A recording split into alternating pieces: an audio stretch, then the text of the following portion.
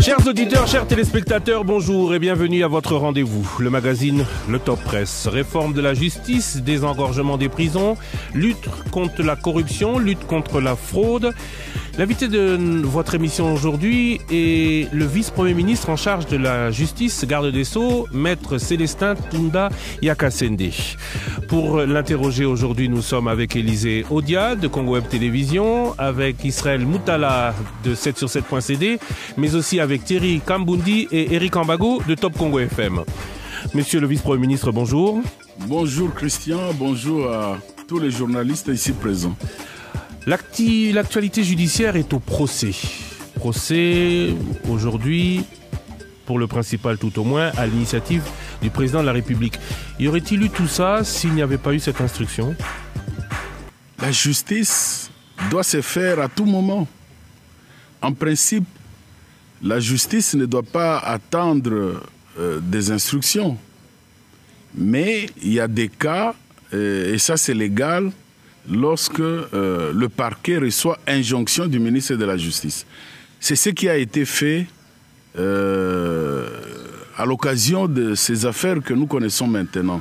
Mais vous avez raison, effectivement, tout cela était parti d'un conseil des ministres présidé par le président de la République, Félix Tshisekedi, parce que effectivement, il y a des actes d'émégestion qui étaient perceptibles, et surtout à travers tous les derniers projets, les projets saute-mouton, les projets ceci, cela, et par conséquent, il fallait faire bouger les choses, et la justice a saisi la balle au bond, et voilà où nous en sommes aujourd'hui. Il faut préciser que la justice est saisie, mais la justice peut s'auto-saisir. On appelle de la saisine et de l'autosaisine. Pourquoi la justice congolaise ne s'auto-saisit jamais?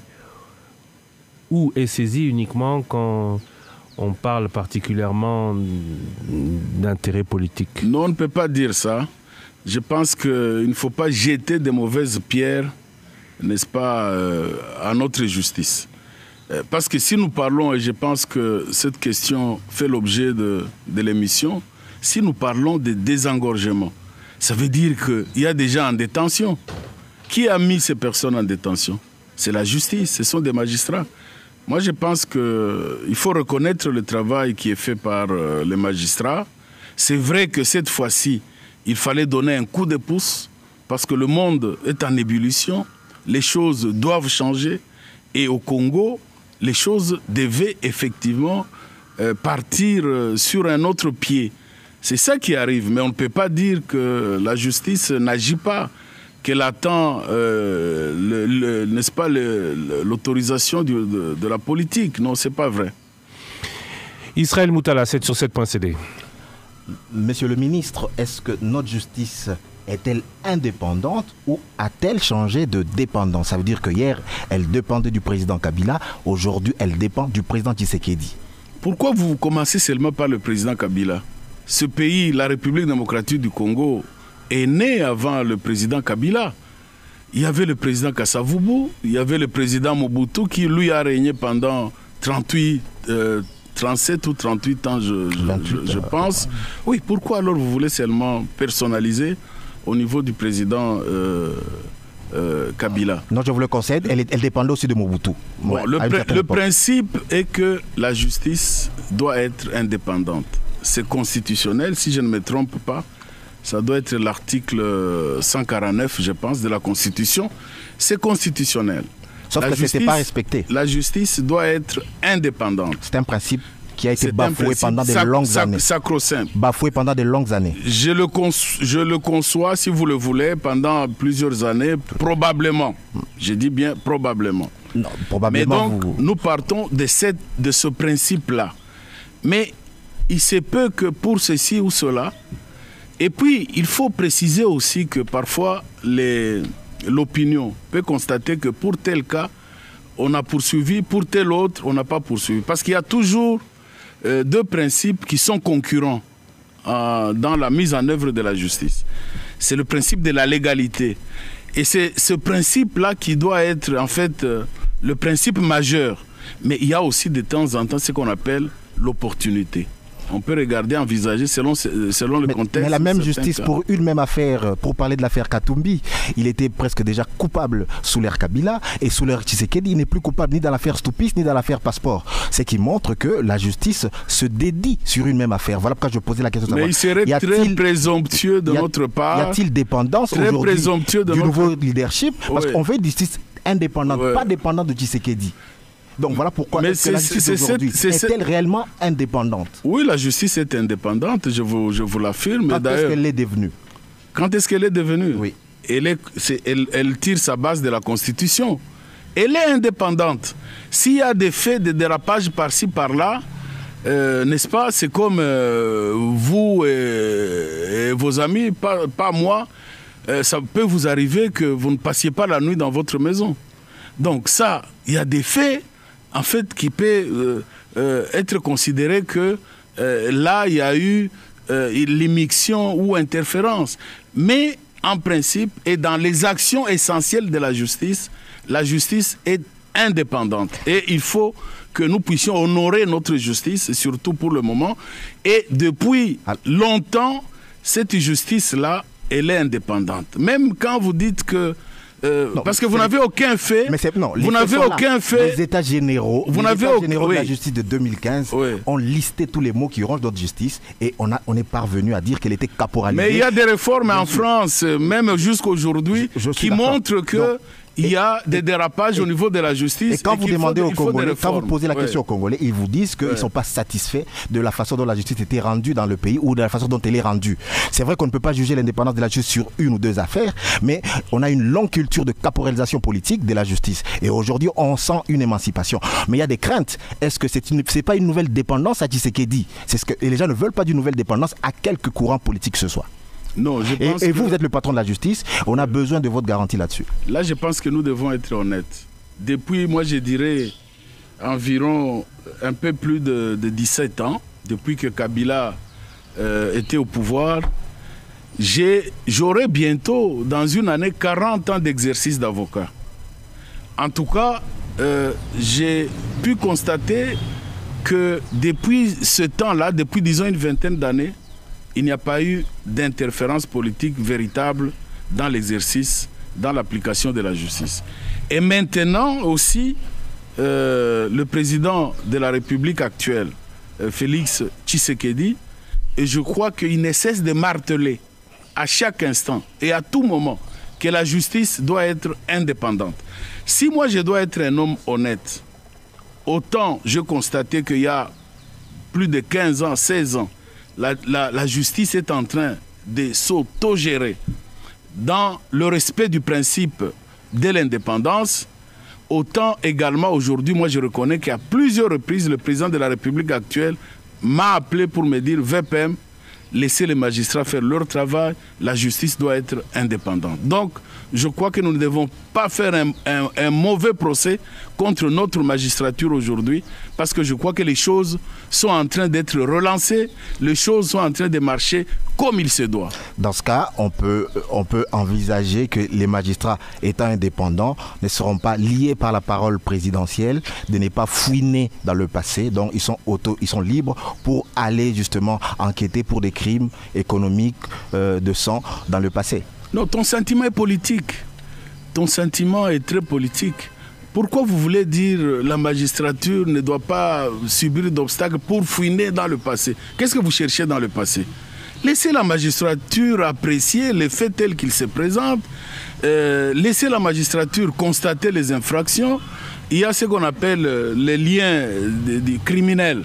Si jamais les faits actuels font remonter la procédure jusqu'au passé, laissez la magistrature apprécier les choses. Je crois que nous devons être clairs là-dessus. Éric Ambago, Top Congo FM. Célestin Tunda Kassende, vice-premier en charge de la justice garde des Sceaux.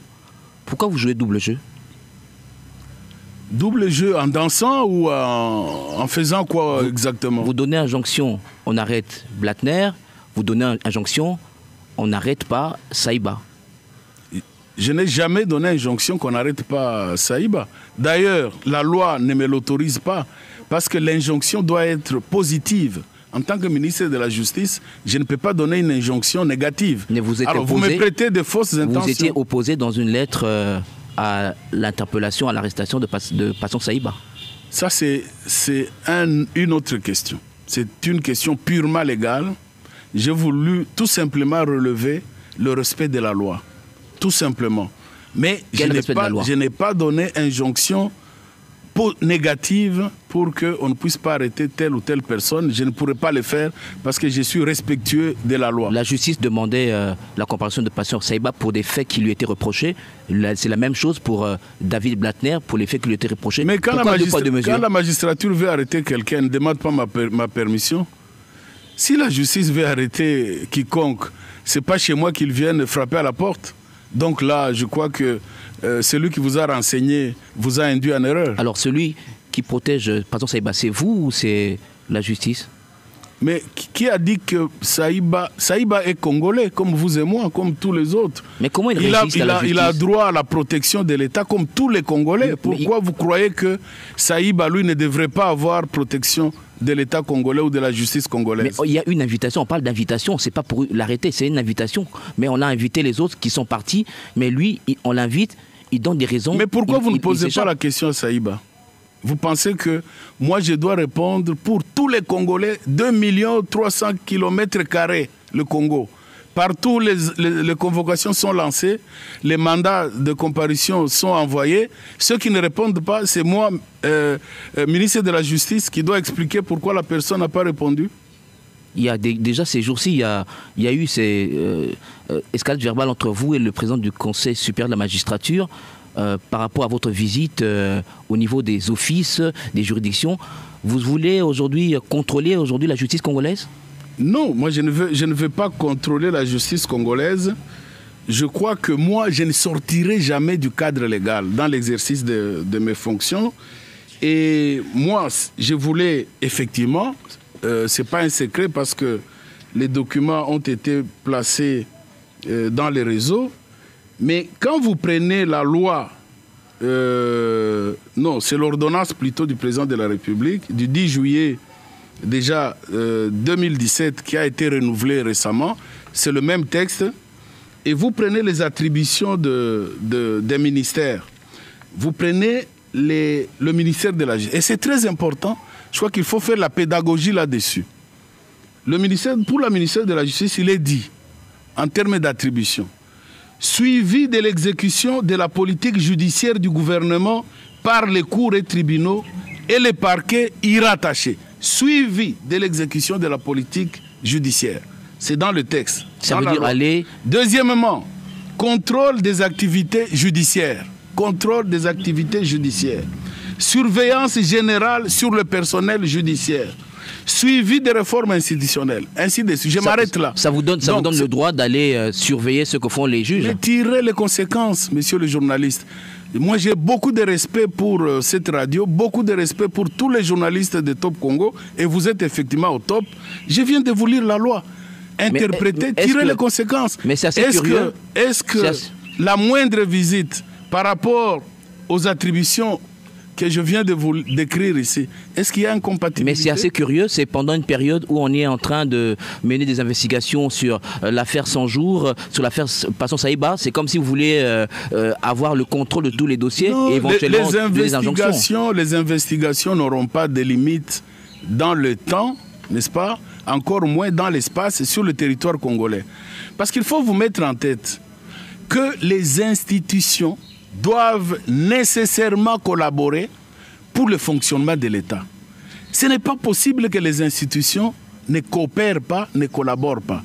Et même l'indépendance dont on parle ne signifie pas, et ça ne doit pas signifier, l'isolement des uns vis-à-vis des autres.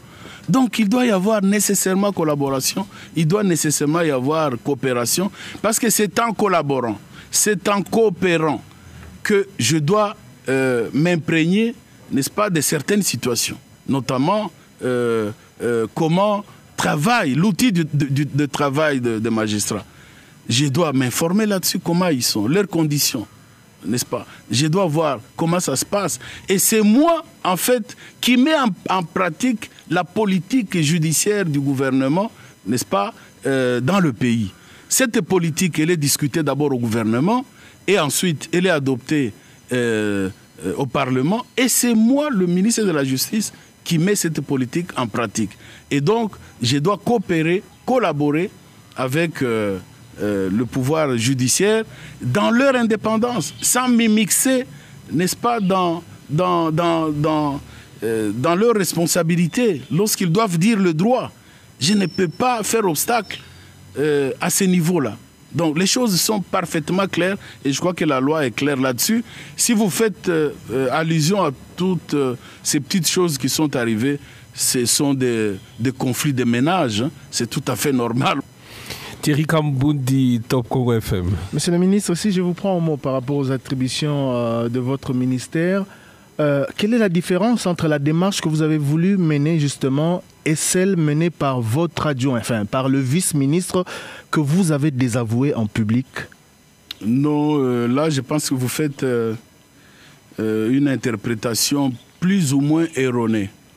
Parce que la situation de mon vice-ministre, c'est parce que c'était à la prison centrale, vous comprenez, où on a fait peut-être que ce n'est pas nécessairement la faute de mon vice-ministre qui est un homme brillant, un homme compétent, un homme civilisé, si je dois le dire.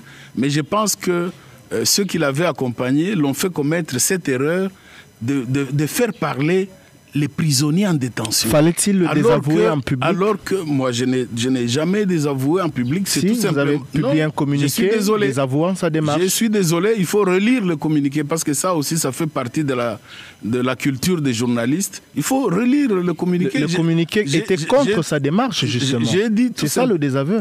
Non, j'ai dit seulement... Parce qu'il faut voir en toute chose la forme et le fond. Donc il ne faut pas seulement prendre un aspect et vous dites que non, vous avez mal fait. Dans le cas d'espèce ici, c'est que une affaire en instruction, c'est là où je suis en train d'insister sur l'indépendance de la magistrature. Une affaire qui est en instruction, en cours d'instruction. Alors on ne peut pas prendre la personne qui est encore sous le coup de l'instruction des magistrats et commencer à le faire parler en pleine prison. Alors quand l'opinion a cru que c'est moi qui a monté cette action, j'ai dit tout simplement que je ne suis pas au courant et que je n'ai envoyé personne à la prison. Vous avez dit tout à l'heure... Je n'ai pas désavoué mon vice-ministre, plutôt j'ai apprécié autrement l'action qui était posée. Vous avez dit tout à l'heure que depuis une vingtaine d'années, la justice en République démocratique du Congo travaille en toute indépendance. On ne peut pas vous laisser le dire, d'autant plus qu'il y a 5 ans, les États généraux de la justice disaient la même chose, disaient le contraire. Israël Moutala parlait tout à l'heure de la caporalisation de la justice. Et d'ailleurs, quand on jette un regard vers le passé, un passé récent, dans le régime Kabila, on se rend compte que aucun haut cadre du pays n'était traduit en justice ou arrêté comme maintenant. Ce n'était que des opposants. Comment vous pouvez dire vraiment... Ce n'était pas le fait de Kabila. C'était sous son régime. C'était pas le fait de Kabila. C'était sous son régime, monsieur le ministre. Si malheureusement, il n'y a pas eu des gens qui ont mis en action, qui ont donné un coup de pouce pour que la magistrature fasse ce qu'elle devait faire, ce n'est pas le fait de Kabila. Moi, je vous dis qu'en 3 mois d'exercice, 3-4 mois, j'ai déjà fait 25 injonctions. Tshisekedi vous a... Sous la bénédiction du président Tshisekedi. Je ne veux pas qu'on personnalise les débats. Vous venez de le dire vous-même. Nous aimons nos présidents de la République. Kabila s'est sacrifié pour ce pays. Eh bien, il est arrivé au pouvoir, il a géré les choses comme il se devait. Il a laissé la place, et ça, le président Félix Tshisekedi, il a reconnu lui-même, passation pacifique et civilisée du pouvoir. Il y a eu l'alternance pour la première fois. On parle de la justice, monsieur le ministre. Oui, donc nous rentrons dans la justice donc pour dire que aujourd'hui, bon, moi, en tant que ministre de la Justice, j'ai fait ce que j'ai fait parce que j'ai l'amour de la justice. J'ai toujours eu l'amour de la justice. Et je venais de dire qu'en 3 mois, je suis arrivé à faire pratiquement plus de 20 injonctions, n'est-ce pas, au parquet, pour poursuivre telle action. Bon, ça c'est moi. N'est-ce pas? Donc vous ne pouvez pas dire que... Sous Kabila, c'était quand même rare, voire inexistant. C'était rare, mais que l'on poursuive autant de hauts cadres de l'État, c'était rare. Merci beaucoup pour le compliment, parce qu'au moins, moi, je le fais maintenant, et je vais continuer à le faire. D'accord, monsieur le ministre. Lorsque vous êtes arrivé à la tête de ce ministère, vous avez instruit au procureur de l'époque d'essayer un peu de relancer certains dossiers, si je vais rappeler, les dossiers Yumbi, le dossier Fosse Commune de Maluku, le dossier des manifestants tués lors des différentes marches. On en est où aujourd'hui par rapport à ce dossier? Vous avez fait la déclaration sur Top Congo FM. Oui, la question est très pertinente, celle que vous posez. Moi-même, je vais la poser au magistrat, je vais la poser au parquet. Vous allez la poser? Parce que quand vous donnez injonction au parquet, cela ne signifie pas que vous mettez un chronomètre. Depuis tout ce temps, depuis 5 mois, vous n'avez pas cherché à comprendre où on en est avec le dossier Yumbi. Plusieurs Congolais ont été tués. Fosse Commune de Maluku, des manifestants tués ici. Depuis tout ce temps, les enquêtes sont faites sur plusieurs dossiers. Les enquêtes sont faites sur plusieurs cas. Et je vous dis qu'il n'y a aucun intérêt subjectif pour écarter tel ou tel autre dossier. Donc, j'ai dit que la question que vous avez posée, elle est très pertinente. Merci beaucoup d'ailleurs de me rappeler certains cas parce que... Ah, vous avez oublié? Je n'ai pas oublié, j'ai dit merci toujours de me rappeler. Rappeler, ce n'est pas quelqu'un qui a oublié. C'est comme quand une femme va au marché, vous lui dites n'oubliez pas d'acheter les biscuits pour les enfants. Ce n'est pas qu'elle a oublié. Non, donc je vous dis que très bien parce que je vois que vous êtes vraiment un homme accroché au passé. Très bien, j'en prends bonne note, mais je vous ferai plaisir en vous apportant dans quelques semaines, quelques jours, des résultats sur les questions que vous soulevez à propos de ces affaires-là. Élisée Odia, Congo Web Télévision. Voilà, il n'y a pas que les femmes qui partent au marché, c'est les hommes aussi. On va pas faire un retour vers le passé, mais plutôt faire peut-être un parallélisme entre aujourd'hui et hier. Vous pensez que le magistrat d'aujourd'hui est différent du magistrat d'hier? Le magistrat est le même. La personne du magistrat, c'est la même personne. Et je suis très très content que vous me posiez cette question-là. Parce que hier et pendant plusieurs années, on a toujours fustigé le comportement des magistrats. C'est ce que j'ai dit. Ne cherchons pas toujours à jeter les pierres contre nos magistrats. Avec raison, en fait, tout dépend des conditions dans lesquelles nous mettons les magistrats. Ils sont dans des bonnes conditions aujourd'hui? Aujourd'hui, les conditions ne sont pas seulement matérielles. Les conditions sont morales, les conditions sont psychologiques. Et moi, quand je suis arrivé aux affaires, la première chose, c'était d'approcher les magistrats. C'était de les rassurer. C'était de leur dire que nous devons travailler ensemble, main dans la main. Parce qu'en fait, pour la petite histoire, si vous me regardez dans les yeux, correctement dans les yeux, Christian regarde à côté, mais je vous dis que quand vous me regardez dans les yeux, je vais vous dire ceci. Moi, j'ai fait les études de droit parce que je me suis référé aux magistrats. J'ai vu quand j'étais jeune, école primaire, école secondaire, j'allais visiter les magistrats dans leurs offices avec mes parents, notamment un grand frère, le magistrat Kafoua, qui était à Ouvira, vers le sud du Kivu. Et je voyais que ces gens étaient très bien habillés. Ils étaient tous logés dans les maisons de l'État. Et je me suis dit, je serai comme eux. Donc là où vous me voyez, j'ai la raison d'un avocat, mais j'ai le cœur des magistrats. Donc ce que je voudrais dire, c'est quoi? C'est que le magistrat, et particulièrement les magistrats congolais, quand vous les mettez dans une certaine ambiance, dans un certain conditionnement, ils vont vous donner du bon travail. Ce sont des hommes compétents. On n'a pas réussi à faire le prédécesseur de Félix Tshisekedi. Pourquoi vous avez du mal à accepter que la justice là vous posez mal le problème. Avait quand même la justice était quand même laxiste à l'époque de l'ancien régime? Là vous posez mal le problème en disant avant le président Tshisekedi. Les présidents en fait eux ils ont une vision. On parle du régime, pas seulement de la personne de Kabila. Oui, même le régime. Qui applique ce sont les responsables des secteurs. Alors, si vous me dites que, Excellence, le vice-premier ministre Célestin Toundé Akasende, maintenant, plus qu'avant, vous donnez plus d'impulsion, je vous dis merci beaucoup. Donc Tambo Mwamba n'a pas eu à faire cela parce qu'il était quand même... On ne juge pas les hommes. Il n'a pas eu à donner l'impulsion qu'il fallait par rapport à ce secteur. Ça, je ne sais pas. Moi, je vous prends au mot aussi parce que vous dites maintenant, il y a plus d'activités au niveau judiciaire, que les magistrats sont plus actifs, plus dynamiques. Alors, pourquoi ça n'a pas été hier? Moi, j'ai dit merci beaucoup pour ce compliment, pour ce que je suis en train de faire. C'est tout. Pour le reste, vous allez poser la question à ceux qui sont passés. Il n'y a pas que Tambo Mwamba. Tambo Mwamba fait du très bon travail parce que vous êtes en train de parler des États généraux. Les États généraux, c'est le fruit de Tambo Mwamba. Donc, c'est là où il faut toujours faire attention quand il faut juger les hommes. Là où il faut juger les hommes, là on est parfaitement d'accord. Mais j'aimerais, moi, personnellement, savoir quels sont les pesanteurs qu'on attribuait hier aux magistrats qui, aujourd'hui, n'existent plus. C'est une question, n'est-ce pas? Il y a plusieurs paramètres. Moi, je vous ai dit que le paramètre humain est important. Aujourd'hui, conformément justement à ce principe d'indépendance, moi, la première chose, j'ai écrit aux magistrats que faites votre travail. Ne craignez rien. Parce qu'il se pourrait que à d'autres époques, un magistrat pouvait dire est-ce que je peux faire ceci, est-ce que je peux faire cela. Aujourd'hui, quand un magistrat pose un acte, moi, je l'accompagne. À mes limites. Non, je l'accompagne à interférer, c'est dans le mauvais sens. Interférer, c'est là même dans le mauvais sens. Justement, c'est ce que vous faites et c'est ce qu'on vous reproche. Je n'interfère pas.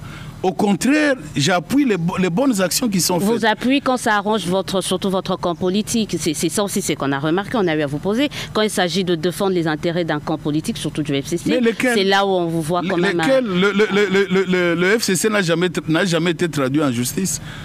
Hein? On parle des cadres. Le FCC, je ne connais pas une seule affaire qui concerne le FCC. Et là encore, c'est parce que je ne voudrais pas qu'on parle des hommes. Ou bien alors qu'on vienne ici pour faire le procès de regroupement politique. Prenez vous-même en revue, faites la revue des affaires qui existent aujourd'hui. Et puis vous en tirez la leçon. Je ne voudrais pas, moi, le faire à votre place. Tirez la leçon, madame. Donc aujourd'hui, le FCC ne se reproche de rien. On peut plutôt voir du côté de l'actuel régime, on trouve quand même beaucoup de dossiers. Voilà pourquoi certains estiment qu'il est peut-être plus que temps de fuiner dans le passé. Les dossiers ne dépendent pas de l'idéologie. Les affaires ne sont pas idéologiques.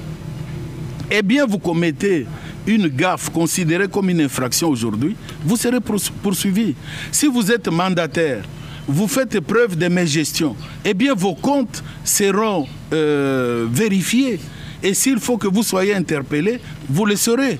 Donc, ne donnez pas de coloration idéologique aux affaires. C'est ce que nous refusons.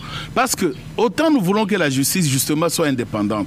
Alors, ne venez pas avec des considérations telles que votre famille politique, eh bien hier Kabila n'a pas fait ceci, aujourd'hui Tshisekedi a fait cela. Non, regardons les affaires en face.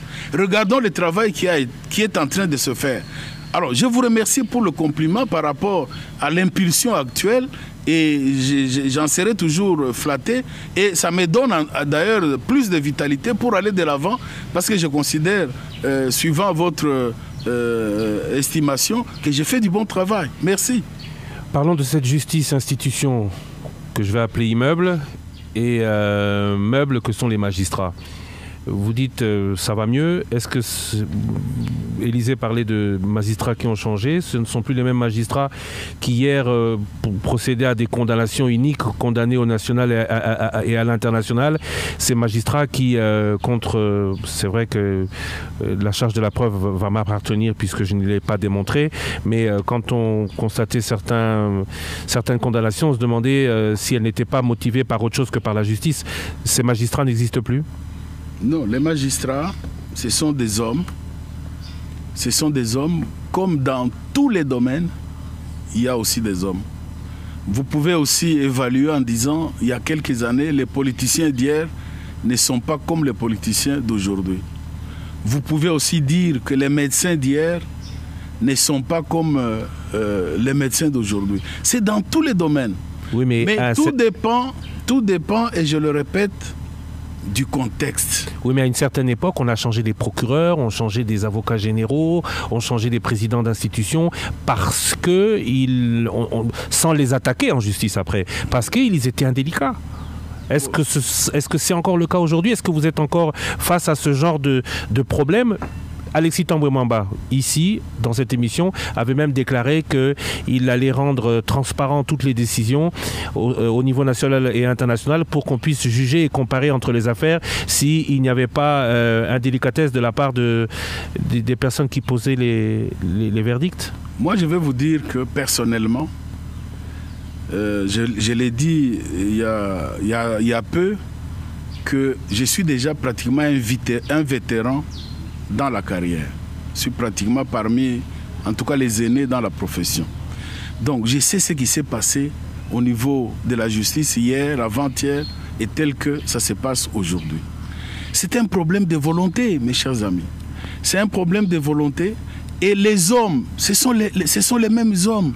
Mais prenez même en politique. N'est-ce pas? Moi, j'ai eu des responsabilités. Évidemment, je n'étais pas ministre de la Justice. Hier, sous d'autres régimes, j'ai eu des responsabilités. Aujourd'hui, c'est la même personne qui est devant vous qui est en train de faire ce que vous êtes en train d'applaudir. Donc, il ne faut pas faire des jugements, n'est-ce pas, des procès. Les magistrats que nous avons, je vous le répète, ils sont bons, ils sont compétents. Et ils sont même appréciés à travers l'Afrique et à travers le monde. Je ne fais pas de procès de ces magistrats, excusez-moi, vous m'avez peut-être mal compris. Mais ces magistrats hier, vous dites aujourd'hui, on constate aujourd'hui que ça va mieux. Est-ce qu'ils sont mieux traités par l'État? Est-ce qu'ils sont moins exposés aux tentations de jugements iniques? Ils ne sont pas exposés à ces procès comme vous le dites.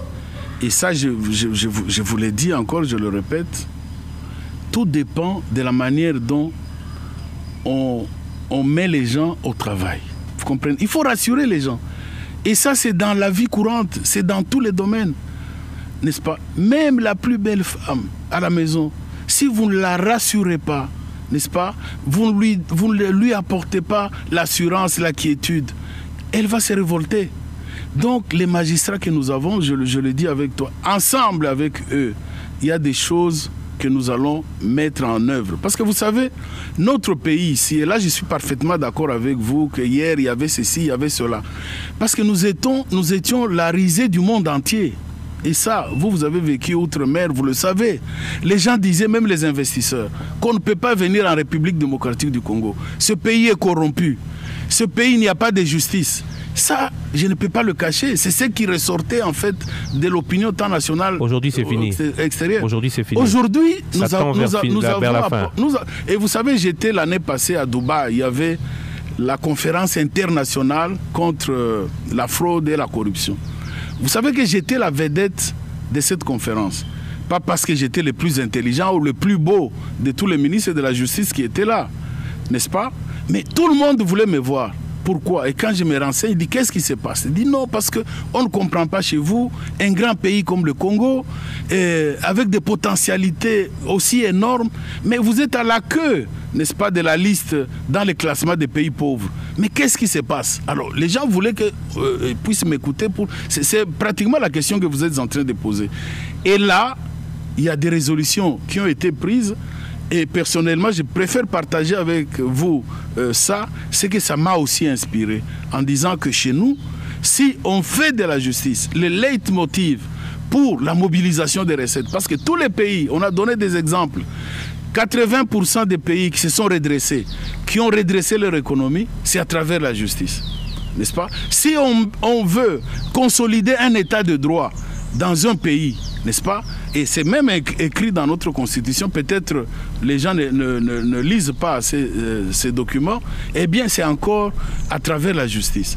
Mais tout cela, il faut mettre en pratique à travers des stratégies, n'est-ce pas? Avec des moyens conséquents, pas seulement des moyens matériels, mais il faut rassurer les gens. Il faut leur dire, voilà ensemble, quand on améliore les choses, quand on va aller plus loin, eh bien, votre part est prévu. Il faut rassurer les gens. Les gens ne sont pas si compliqués. Est-ce qu'aujourd'hui, on peut dire que le désengorgement des... C'est le sujet qu'on aborde maintenant. Le désengorgement des prisons se ferait ou se fera de manière naturelle quand les magistrats feront normalement leur travail. Au nombre des détenus sans mandat mis à jour, sans réelle raison d'incarcération. Oui, ce travail va se faire de manière professionnelle. Et je ne dirais pas qu'il va se faire. Ce travail est déjà en cours depuis plusieurs mois.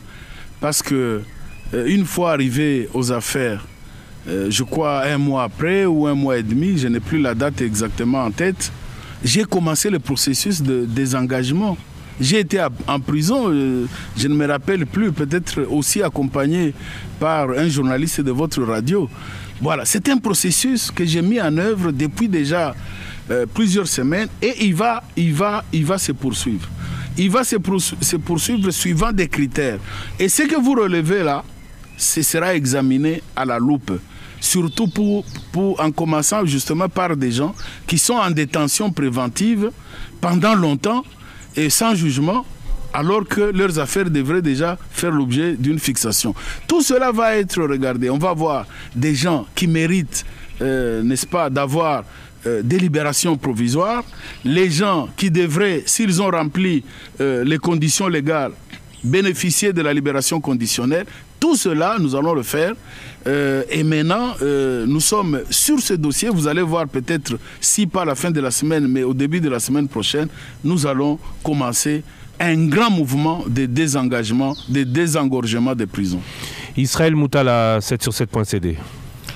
Pourquoi justement tout ce temps on a laissé nos prisons être surpeuplées? Je pense que quand on envoie des gens en prison, c'est pas pour les rendre malades ou pour les tuer, parce qu'on voit que nos prisons se sont transformées en de mouroirs. Je rappelle qu'un émissaire, je crois, de Sarkozy qui était venu ici, quand il a vécu, quand il a circulé dans nos prisons, il avait parlé de gouvernance zéro, parce que c'était une catastrophe de voir que nos prisons étaient des mouroirs. Bon, moi j'aimerais que vous ou quelqu'un d'autre ici autour de la table dise ce que vous venez de dire, mais je n'accepterai jamais que ça vienne de la bouche d'un étranger. Je crois que, je ne sais pas si c'est dans la Bible ou dans un autre livre, on dit avant de voir la paille qui est dans votre œil, il faut regarder d'abord dans l'œil du voisin. Ce qui vous choque, c'est la vérité de ce qu'il a dit ou c'est parce que c'est un étranger? La vérité reste la vérité, qu'elle soit dite par un national ou par... Les deux. Les vous deux, avez dit que nous sommes le pays le plus corrompu. Les deux, parce que ce que tu es en train de dire, monsieur le journaliste, en fait, vous me volez tout simplement le fromage qui est au-dessus de mes lèvres. Parce que moi, je le dis tous les jours, hein, monsieur le journaliste. Je le dis tous les jours, il n'y a pas plus champion que moi dans le domaine pour dire que les gens qui sont en détention continuent à garder tous leurs droits. Ils restent des humains. Je crois revisiter même certainement vos enregistrements ici à la radio, vous allez découvrir mes propos. Et ce travail de désengorgement, quand je l'ai commencé, c'est notamment à cause de ce fait que nous devons rendre nos prisons humaines, vivables. Moi, je ne le cache pas, je le dis. Hein, n'est-ce pas, parce que je suis respectueux, n'est-ce pas, des droits humains. Je suis respectueux des valeurs humaines. Et ce que j'ai fait, c'est parce que j'ai l'amour des hommes. Sur la centaine de prisons qu'il y a en RDC. Donc, les prisons vont être désengorgées. Il y en a combien qui sont aux normes? D'abord, il y a combien de prisons en RDC et combien sont aux normes? Il y a plusieurs prisons. Mais ce que je dois vous dire aussi, combien sont en normes, combien ne le sont pas. Il ne faut pas oublier que la quasi-totalité des prisons congolaises, pour la plupart, et heureusement que vous répondez déjà à ma place, ce sont des prisons construites avant l'indépendance. Ce sont des prisons coloniales, n'est-ce pas, qui ne tenaient pas compte du développement de la démographie. C'est comme ça qu'à Makala aujourd'hui, on se retrouve avec pratiquement 8000 prisonniers. C'est énorme pour une prison qui était construite n'est-ce pas, avec une capacité de 1500 personnes. Donc doit-on retenir qu'il n'y a aucune prison aux normes en RDC? Ce n'est pas ce que j'ai dit. Allez à chose ici à côté, à Luzumu. Financé grâce à l'Union européenne. Ça n'est pas le problème, c'est un financement que nous allons rembourser. Ça, c'est pas ça le problème. Allez dans d'autres provinces, allez au Katanga, allez ailleurs, à Goma, allez dans d'autres provinces, vous trouvez Et même la prison de Makala, ce n'est pas qu'elle ne répond pas aux normes. C'est question de la rénover. C'est ce que nous sommes en train de faire. Aujourd'hui, si vous y rentrez, ce n'est pas comme hier. Parce qu'il y a 6 pavillons qui sont pimpants neufs aujourd'hui et où nous sommes en train de placer les prisonniers dans de très bonnes conditions, n'est-ce pas, comme des conditions standards par rapport à d'autres pays. Donc là, il n'y a pas de problème et nous continuons ce travail. Sur la question des magistrats, parce que ce sont les magistrats qui envoient les gens en prison. Mais les magistrats, comme l'avait dit Christian, est-ce qu'on les a mis dans des conditions pour qu'ils fassent bien leur travail? Quand on sait que le magistrat, le moins gradé qui devait toucher à peu près $1 800, touche aujourd'hui $500. Quand on sait par exemple aujourd'hui que les magistrats se peignent, ceux qui sont en province, qu'on ne respecte pas les rotations, ils n'ont pas de frais de fonctionnement, pensez-vous qu'ils sont en mesure de bien faire leur travail? Bon, là, vous donnez les chiffres. Moi, je ne peux pas aborder cette question-là de manière publique comme ça, mais je crois que les conditions de travail et les conditions de vie des magistrats, ça constitue la première préoccupation pour moi en tant que ministre de la Justice. Parce que je ne peux pas exercer correctement mon travail sans avoir avec moi des gens qui sont dans de bonnes conditions pour rendre la justice comme il faut. C'est vraiment une préoccupation pour moi. Je vous ai dit tout à l'heure pourquoi je le fais. C'est parce que je voudrais faire en sorte que la justice puisse jouer ce double rôle. Le rôle d'accompagner l'État dans la mobilisation des recettes, le rôle d'accompagner, n'est-ce pas, le pouvoir public dans la consolidation d'un véritable état de droit. Comment vont-ils y arriver? Parce qu'aujourd'hui, sur les ratios du nombre de magistrats par habitant, il est dit qu'il faut avoir à peu près un magistrat pour 10 magistrats pour 5 000 habitants. Aujourd'hui, notre ratio est de 1 magistrat pour 100 000 habitants. Non, peut-être pas. Peut-être que vous allez au-delà pour faire plaisir à ceux qui nous suivent. Mais ce qui est vrai, c'est que par rapport à cette question-là, je voudrais vous dire que nous ne voulons plus faire des recrutements comme ça se faisait par le passé. Maintenant, il y a une école, n'est-ce pas, l'Institut national pour la formation des magistrats, qui est juste au niveau du palais de la justice. C'est un grand bâtiment, ça va faire une grande école et nous voulons que ça soit une référence pratiquement pour toute l'Afrique centrale. Et on aurait déjà ouvert l'école, n'eût été ce problème de pandémie. Parce que nous voulons, on recrute les jeunes universitaires qui sortent de la faculté de droit. Ils passent par cette école, ils sont formés comme tous leurs collègues qui sont formés en Europe ou ailleurs, et à la sortie de là, ils sont dispatchés dans les différentes juridictions et parquets. Donc, ce n'est pas une question qui n'est pas dans notre programme, c'est une question qui est au rendez-vous. Mais là, nous avons une école qui est déjà là, nous avons déjà des programmes, nous avons déjà tout, et tout ce qu'il nous fallait, c'est que les portes de cette école puissent s'ouvrir pour que nous puissions maintenant recruter des magistrats et leur donner un départ professionnel normal.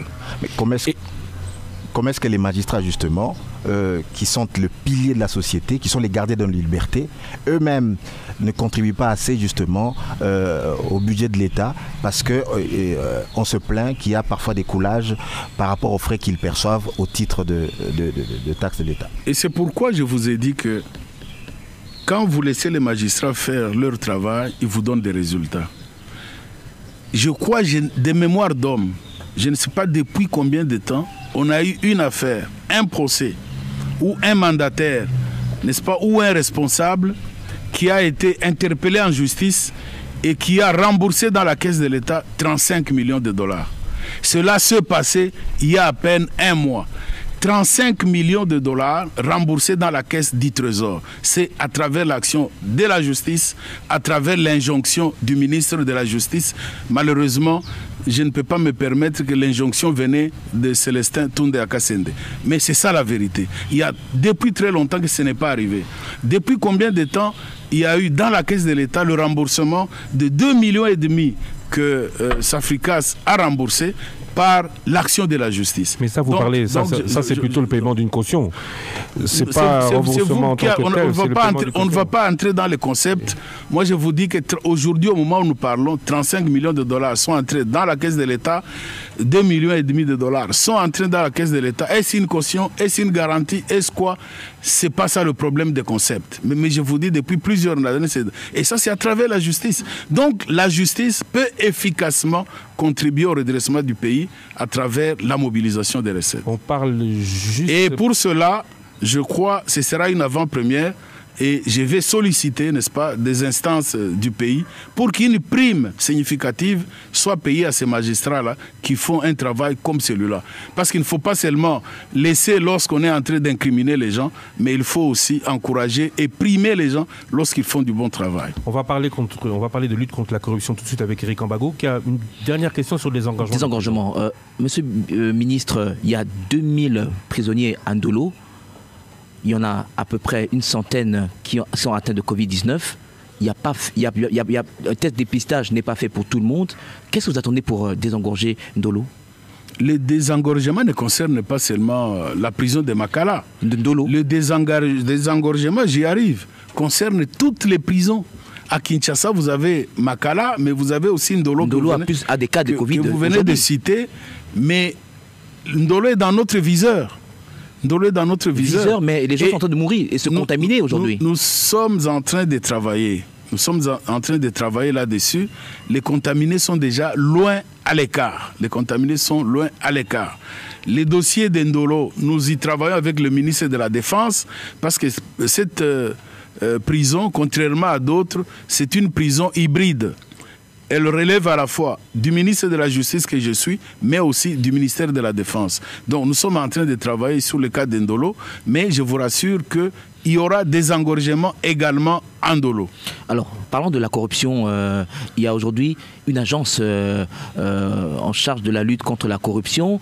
Il y avait au niveau de l'Assemblée nationale une proposition pour la création de cette agence. Aujourd'hui, il y a une sorte d'interférence, de télescopage entre l'ordonnance du chef de l'État et la proposition de loi du député Thomas Lukondo. Il y aura toujours beaucoup de projets, beaucoup de propositions. Moi-même qui vous parle ici, j'ai mon propre projet qui est déjà fin prêt, la brigade antifraude du ministère de la Justice. Pourquoi il n'est pas opérationnel ? Elle est en train de finaliser en fait l'implantation en mettant les textes au point. Et nous devons justement ajuster les choses pour qu'il n'y ait pas contradiction avec le travail de l'agence. Vous êtes bloqué par l'ordonnance du chef de l'État? On n'est pas bloqué par rien du tout. Quand vous regardez l'ordonnance concernant l'agence, c'est un peu un organisme de coordination. Mais ma brigade, parce que là, vous êtes en train de vouloir me poser une question sur la lutte contre la fraude ou la corruption, cette brigade-là va jouer un rôle important. Et c'est ce que j'ai partagé avec des collègues à Abu Dhabi. Je disais là que j'étais à Dubaï et à Abu Dhabi. Nous avons partagé avec d'autres collègues sur cette stratégie-là. Cette brigade devrait nécessairement fonctionner. Vous êtes encore dans des projets parce qu'aujourd'hui, par exemple au Sénégal, on parle de la CREI, la Cour de répression de l'enrichissement illicite, qui est déjà opérationnelle, qui a même à un moment donné avait inculpé le fils du président sénégalais Abdoulaye Wade. Aujourd'hui, vous n'êtes que dans les projets. Oui, nous commençons la brigade. Il y avait une brigade au ministère de la Justice, une brigade antifraude. Mais celle-ci, c'est New Look, une nouvelle brigade que je suis en train de monter au niveau du ministère de la Justice pour qu'elle fasse justement ce travail contre la fraude. Mais il n'y aura pas que la brigade dans les réformes que je suis en train d'envisager. Vous parlez de ce qui se passe au Sénégal, mais ici nous allons mettre en place ce qu'on appelle le parquet financier. Vous allez dire, oui, on a déjà entendu parler de ça en France, oui, il y a le modèle français, il y a le modèle sud-africain, il y a le modèle américain. Au Congo, il y aura un modèle congolais.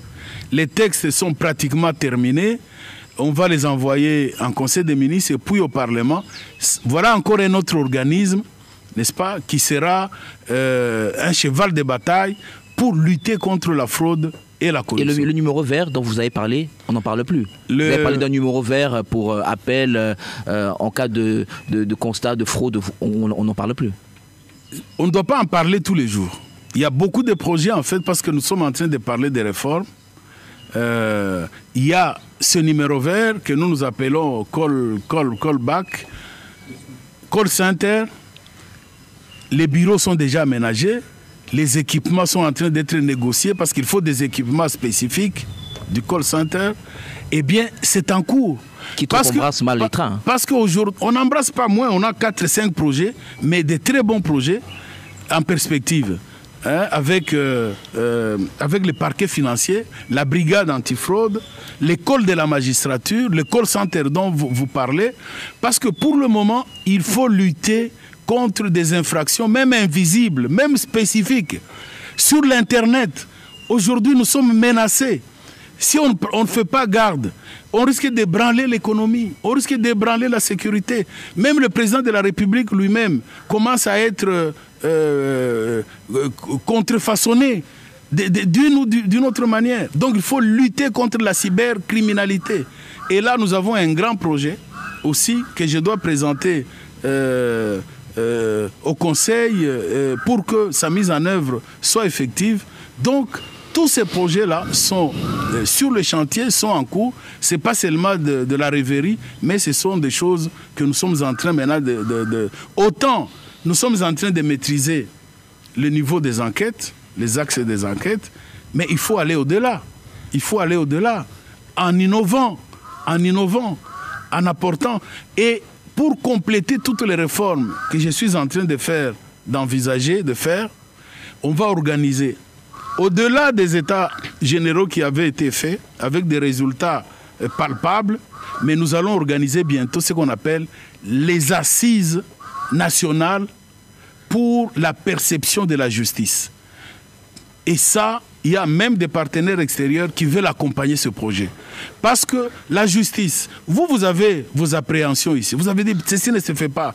Lors du régime passé, ceci et cela. Mais les Congolais, tous les Congolais, qu'est-ce qu'ils pensent de leur justice? Parce qu'il ne faut pas qu'on s'enferme dans un local, on s'enferme dans un bureau pour dire oui, on va faire la réforme de la justice. Il faut modifier le code pénal. Mais on doit donner la parole aux Congolais. Parce que ça les concerne en premier lieu. C'est ça, les assises nationales sur la perception de la justice. C'est un grand mouvement que nous allons organiser bientôt pour que les Congolais, le peuple congolais, nous accompagne lui-même dans toutes les réformes que nous allons faire pour la justice congolaise. Thierry Kambundi, Top Congo FM. Monsieur le ministre, je constate que vous êtes jeté beaucoup de fleurs par rapport au déploiement et aux actions de la justice depuis que vous êtes à la tête de ce ministère. Mais je note quand même que des prisonniers sont morts sous votre mandat à la prison de Makala. Vous avez annoncé des enquêtes. On en est où? Et puis ne pensez-vous pas qu'il faut plutôt humaniser nos prisons, améliorer l'alimentation et les conditions de nos prisonniers plutôt que de les déplacer vers Bandundouville, par exemple, comme vous l'avez proposé récemment. Où en est-on avec les enquêtes? Et ne pensez-vous pas qu'il faut une meilleure méthode pour améliorer les conditions de vie? Mais Thierry, vous êtes un grand journaliste. Je préfère vous poser une petite question. Si vous allez aujourd'hui à l'hôpital Mama Yemo, et même maintenant si vous y allez, tous ceux qui meurent à Mama Yemo, tous ceux qui sont dans la chambre froide, ce sont des prisonniers? Est-ce que tous sont des prisonniers? La prison n'est pas un hôpital. Donc la mort, pour vous répondre... La prison n'est pas un hôpital. Pour vous répondre, mauvaises conditions pour vous de vie. répondre concrètement, je vous dis que la mort peut arriver partout. On en est où avec ces enquêtes? Parce qu'ils sont morts suite aux mauvaises conditions de vie. Ça, c'est vous qui le dites. Ça, on en est où alors? Mais les enquêtes ont démontré que ceux qui sont morts étaient malades. Et ceux qui sont malades, ce n'est pas seulement à la prison où on les trouve. Donc, Et c'est là où j'ai dit toujours que nous devons être patriotes. Parce qu'il faut faire attention. Quand vous développez dans les médias congolais, pour dire les prisonniers congolais sont morts à la suite de la malnutrition. Mais les résultats de ces enquêtes les prisonniers congolais où, sont morts plutôt à la suite de ceci et de cela. Vous faites de la mauvaise propagande contre votre propre pays. Vous allez partout, que ce soit au Congo ou en Europe ou aux États-Unis aujourd'hui. On disait qu'il y a 2000 morts par jour ou 3000 morts par jour à la suite de la pandémie. Mais ça, c'est au niveau de la plus grande puissance du monde. On parle des prisons, monsieur le ministre. Mais les résultats de vos enquêtes sur la mort des prisonniers ont été publiés où? Mais est-ce qu'on doit les publier? Dites-moi. Mais puisque vous sur base de quoi? Vous annoncez. Est-ce qu'on doit publier? Quand on donne 3 repas à mes prisonniers, je dois écrire au journal Elima ou au journal Salongo. Où est-ce qu'on doit écrire ça? Que mangent les prisonniers congolais? Ils mangent ce que moi je mange. Qu'est-ce qu'ils mangent? Les repas congolais, le foufou, le riz, n'est-ce pas, les haricots. C'est pas du vungoulé? Du vungoulé. Du maïs de mauvaise qualité avec les haricots? Je crois que si vous êtes vraiment Thierry, honnête, vous avez vu les images. On les a encore republiées il y a moins d'une semaine, où j'ai réceptionné de gros camions. Ça, c'est un don d'un individu, monsieur le ministre. Mais s'ils ont donné les dons, ils ne peuvent pas donner les dons de ce qu'on ne mange pas. S'ils ont donné ce don, c'est par rapport à la nourriture qui est présentée à la prison. C'est la même nourriture que nous offrons. Ils mangent correctement. Si vous allez dans nos prisons, ils mangent correctement. Et de ce fait-là, je vous en prie, ne faites pas de la mauvaise propagande. Parce que s'il y a eu 1 ou 2 morts, ça peut arriver, mais cela arrive partout. Ne pensez-vous pas qu'il faut humaniser nos prisons plutôt que de déplacer les prisonniers de Makala à Bandundu-Ville dans la province du Kwilu comme vous l'avez proposé là-bas, quand on sait que à l'intérieur, dans nos provinces, les conditions sont encore plus déplorables dans nos prisons qu'ici dans la capitale? Les conditions des prisonniers, vous avez raison, et je l'ai dit, je crois, à la suite de la question de notre ami ici. J'ai dit que s'il y a quelqu'un qui parle des conditions humaines des prisonniers, je ne sais pas s'il y a plus champion que moi. Là encore, vous allez dire, mais pourquoi vous voulez vous jeter des fleurs? Bon, si vous voulez que je me jette de l'eau, mais je serai trempé et l'émission va s'arrêter. Bon, mais si nous allons dans la même voie, je vous dirais que le champion des droits humains pour les prisonniers est devant vous maintenant. Parce que j'en parle tous les jours et je le fais. Et je visite les prisons, s'il vous plaît. Moi-même, j'entre dans les prisons. Je vais voir comment ils sont. Et quand on libère les prisonniers, je suis là. Je ne sais pas si vous ne voyez pas les images. Je suis là. Je m'en préoccupe. Et j'insiste là-dessus. Et je demande, n'est-ce pas, que nous, tous qui sommes concernés dans les dossiers, nous fassions un effort pour qu'on désengorge, pour qu'on amène des bonnes conditions pour les prisonniers. Et là, je suis derrière ceux qui s'occupent de l'achat de la nourriture des prisonniers, moi-même tous les jours, chaque semaine, pour rappeler, chaque mois, pour qu'il faut qu'on nourrisse les prisonniers. Ça n'a jamais été un oubli pour moi. Élisée Odia, Congo Web Télévision.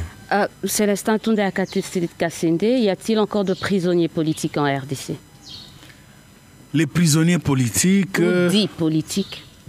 Dits politiques, les prisonniers politiques, sincèrement, je n'ai pas la liste avec moi. Parce que, bon, comme l'a dit notre ami tout à l'heure, combien de prisons il y a au Congo? Parce que là, il fallait que j'ai la liste de Bukavu, de Goma, de Uvira. Est-ce qu'il y a encore des prisonniers qu'on peut qualifier des prisonniers politiques? Mais justement, c'est ce que je suis en train de dire, que sincèrement, il a fallu que je sois prévenu pour que je rassemble les listes de toutes les prisons pour savoir un peu est-ce que celui-ci peut être considéré comme un prisonnier politique. Rappelez-nous les critères. Mais en disant, je pense qu'il n'y en a plus. Les critères officiellement, il y a plus de... Je pense qu'il n'y en a plus. Alors aujourd'hui, parce qu'on parlait de... Il n'y en a plus. Le Congo se veut démocratique et nous faisons en sorte que, en suivant... disons les recommandations que nous recevons, je crois que pour le moment, il n'y a plus personnes qu'on peut tous considérer. les ex de Jean-Pierre Bemba ont été libérés. Tous ceux que vous connaissez, les Diongo, les Diomi... Ça, c'était les cas emblématiques. Mais alors, un prisonnier politique, par nature, il est emblématique. Qu'est-ce que vous voulez? Donc, à moins que vous alliez en fabriquer parmi les Koulouna. Les ex de Jean-Pierre Bemba, je citais, ceux qui ont été arrêtés, ils ont été tous libérés et tout. Bon, les ex, il faut voir quelle est la nature des infractions qu'ils ont commises. Mais en tout cas, la question que vous m'avez posée, je vous dis, il n'y en a plus. On parlait tout à l'heure, je disais, des détournements. Est-ce que vous pensez que les fraudeurs d'hier, je sais que vous êtes focus sur le présent, le fraudeur d'hier... Et vous aimez beaucoup le passé. Le fraudeur d'hier, parce que je crois que la justice, elle aussi, elle a un droit de regard sur le passé. Le fraudeur d'hier, le détourneur d'hier sont encore poursuivables. Ça dépend de la prescription. C'est comme ça que j'ai dit, ça dépend des infractions. Si l'infraction n'est pas encore prescrite, elle sera poursuivie à tout moment. On peut si la prescription est déjà prescrite, l'infraction est prescrite, personne ne va poursuivre. C'est un problème du respect de texte. Un exemple avec, par exemple, le 32 millions qu'on parlait il y a quelques années de cela. En comparaison peut-être n'est pas raison. Un ex-directeur de cabinet d'un ancien chef de l'État était soupçonné d'avoir détourné 32 millions. Vous pensez qu'on peut enclencher des poursuites judiciaires pour retracer où était parti l'argent? Ce qui est vrai, c'est que je ne connais pas tout ce qui s'est passé dans le passé. Et ça, vous convenez avec moi, parce que c'est vraiment la mémoire humaine. Hein, je ne peux pas se souvenir tout ce qui s'est passé. Mais ça fait partie des matières non prescrites. Ça n'a pas été prescrit par la loi. Donc on peut enclencher des poursuites. C'est ce que j'ai dit. Moi, je parle du point de vue des principes. J'ai dit quand une infraction n'est pas encore prescrite, eh bien, l'autorité judiciaire peut à tout moment exercer une action, entreprendre une enquête. Mais les actions du passé, en tout cas, je n'ai pas la nomenclature. Je n'ai pas un inventaire sur les affaires du passé, parce que vous savez, le passé, ça dépend du passé. Il y a plusieurs années que le pays depuis plusieurs années que le pays est indépendant. Juste une question par rapport au contentieux RDC-Ouganda. Où est-ce qu'on en est? L'affaire marche bien. C'est une très très bonne question. C'est pour ça que j'ai dit que les mamans voient toujours mieux que les hommes. C'est une très très bonne question parce que ça concerne la vie de nos compatriotes qui ont été fauchés, j'appelle ça gratuitement, à Kisangani. C'est un dossier que j'ai trouvé sur la table. Je suis allé à La Haye une fois. Évidemment, le dossier, je le suivais déjà comme vice-ministre des Affaires étrangères. Mais je l'ai trouvé sur la table du ministère de la Justice. Et nous sommes allés à Kampala, à Entebbe, avec le président Tshisekedi, je crois que c'était au mois de novembre ou de décembre. Nous en avons parlé et nous sommes allés à La Haye avec les amis ougandais. N'eût été les confinements ici, nous serions déjà en train de plaider cette affaire devant la Cour internationale de justice. Mais la Cour internationale de la justice a informé les parties, particulièrement notre pays, que dans les deux mois, je crois que les choses seront déjà redevenues normales. Nous aurons la précision sur la date d'audience de cette affaire, parce que tous les Congolais veulent que cette affaire-là aboutisse. Tous les Congolais veulent qu'on puisse indemniser les familles ou les victimes de ce qui est arrivé à Kinshasa, et plutôt à Kisangani.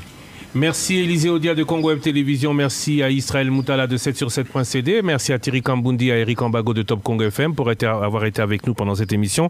Alors, monsieur le ministre, rapidement, les dernières questions. Agence de lutte contre la corruption, sur cette table, la semaine dernière, Deli Sesanga, député de l'opposition, déclarait qu'il était inconcevable qu'un administratif en prennent la tête. Est-ce que la justice peut se voir damer le pion par une agence de lutte pilotée par un politique à la présidence en violation de l'indépendance de la justice? Bon, il y a plusieurs opinions, plusieurs avis. Donc, votre avis, le vôtre? Mon avis est que il ne faut pas faire trop de jugements. Il faut d'abord laisser l'agence commencer son travail. Mais elle commencera avec un administratif à sa tête, est-ce que c'est logique, est-ce que c'est acceptable pour la RDC et notamment au niveau international? Imaginez qu'elle lance une commission rogatoire et qu'on se rende compte que la commission rogatoire n'est pas lancée par la justice d'un pays mais par la présidence de la République. Bon, voyons voir ce qui va être fait. Voyons voir. Il faut d'abord laisser les choses évoluer. Il ne faut pas décourager les bonnes volontés. Laissons les choses... Vous êtes un vétéran, vous l'avez dit, dans la profession, dans le droit. Le vétéran, il en pense quoi? Le technique? Ma longue carrière n'est pas là pour juger les gens ou juger les opinions des autres. Oui, mais l'expérience que vous avez accumulée vous met en bonne position pour nous dire si c'est logique. Mon expérience me permettra d'évaluer les actions qui seront posées par l'agence. On parle du désengorgement de la justice. Est-ce que les Koulouna qui ressurgissent ça et là ont longue vie de banditisme devant eux, puisque quand certains sont arrêtés le matin, on les libère le soir? Ça fait partie des mauvaises pierres qu'on jette aux organes de la loi sur base parfois de faux procès. Quand on voit un Koulouna, on ne peut pas dire on l'a arrêté le matin, le soir. Ça, ce sont des choses sans preuve. Mais ce que je peux vous garantir, c'est que on ne va pas sortir de Makala ou d'Indolo les Koulouna des grands chemins. Ça, vous pouvez rassurer l'opinion congolaise. Il n'y a aucun Koulouna bandit à main armée, n'est-ce pas, qui va sortir de Makala. Ça, c'est exclu. Tout comme il n'y aura pas et il n'y aura jamais un grand Koulouna des grands chemins, un bandit de grands chemins, les assassins ou je ne sais pas qui peuvent vous croire que parce qu'il y a des engorgements et ne vont pas aller retrouver la prison. Et les Koulouna blancs, en col blanc? Ils vont y aller. Et les Koulouna en col blanc? Bon, jugez vous-même. Les détourneurs de deniers publics. Mais jugez, vous me posez encore cette question. Non, mais c'est pour savoir. Parce que nous étions au début de cette émission. Vous étiez en Conseil des ministres à demander que certains sortent, semble-t-il. Est-il possible de penser que ceux qui sont soit accusés, soit condamnés, sortent de la prison au titre de ce désengorgement? Mais il n'y a pas longtemps, on parlait de cravate blanc ou col blanc ou je ne sais pas les termes, en disant qu'on avait promis qu'à Makala les portes sont ouvertes, eh bien les gens, il n'y a plus d'impunité. Ok, mais est-ce qu'aujourd'hui, qu'est-ce que vous voyez par rapport à ça? Qu'est-ce que vous voyez? J'ai besoin de votre jugement. Non, ma question c'est dans le... Est-ce qu'à Makala aujourd'hui, il n'y a pas un col blanc ou un col ceci ou cela? Un ou deux, oui. Sur une population de 8000.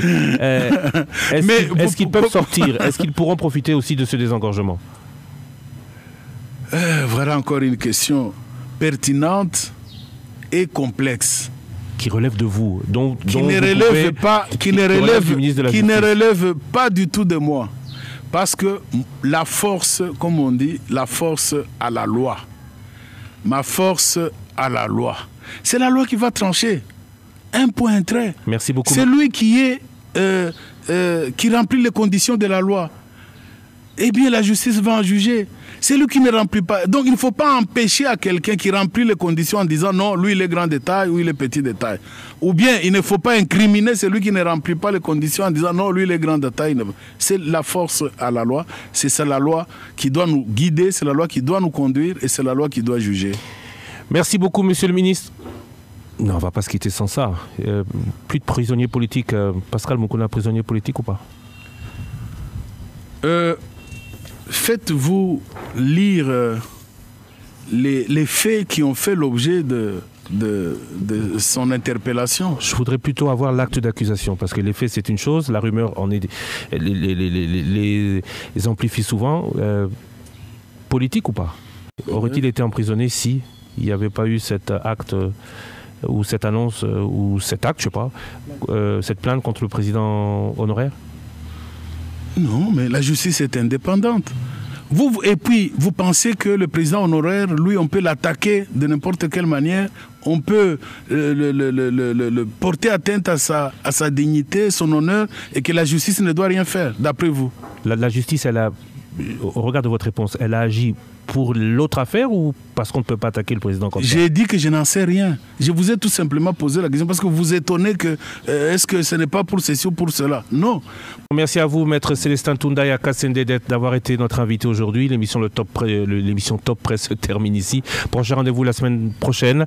Merci à Miguel Mena Mingedi qui en a assuré la technique audio. Merci à Didi Binsika qui en assure en direct maintenant sur YouTube. Vous nous suivez, oui, en direct sur YouTube, la version vidéo.